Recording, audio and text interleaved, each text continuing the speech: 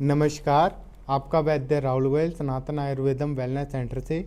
आज हम recurrent lung infection और ब्रोंकियल अस्थमा के लिए लाए हैं एक गुणकारी रेमेडी जो आपको आपकी किचन से आसानी से मिल जाएगी।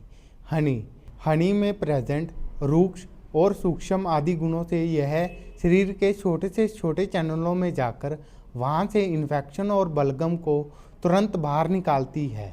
यह त्रिदोष शामक भी है, विशेषकर यह कफ को तुरंत शांत करती है।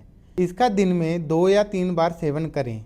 अगर आपको अन्य जानकारी चाहिए तो आप नीचे दिए गए नंबर पर हमसे संपर्क करें या इंस्टाग्राम पर हमें मैसेज करें।